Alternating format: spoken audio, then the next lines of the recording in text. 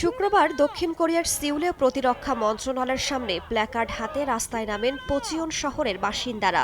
স্লোগানে স্লোগানে মানুষের জীবনকে হুমকির মুখে ফেলে এমন সামরিক মহড়া বন্ধের দাবি জানান তারা। বৃহস্পতিবার সিউল থেকে প্রায় ৪০ কিলোমিটার উত্তরে অবস্থিত পচিয়ন শহরে সামরিক মহড়ার সময় ভুল করে ৮টি বোমা ফেলে দক্ষিণ কোরিয়ার বিমান বাহিনী। এতে কয়েকজন আহত হন। এ ঘটনার প্রতিবাদ জানাতে রাস্তায় নামেন সাধারণ মানুষ।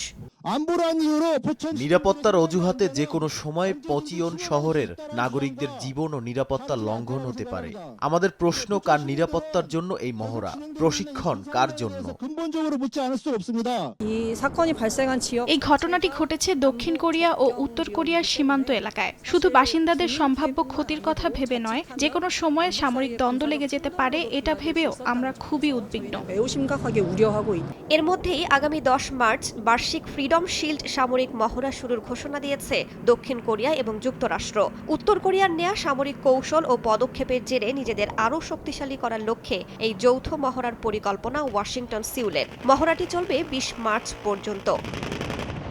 এদিকে ওয়াশিংটন সিউলের যৌথ মহড়ার এই পরিকল্পনার তীব্র নিন্দা জানিয়েছে উত্তর কোরিয়া। দেশটির রাষ্ট্রীয় গণমাধ্যম KCNA জানায়, এ ধরনের সামরিক মহড়া কোরীয় উপদ্বীপে উত্তেজনা আরও বাড়াবে।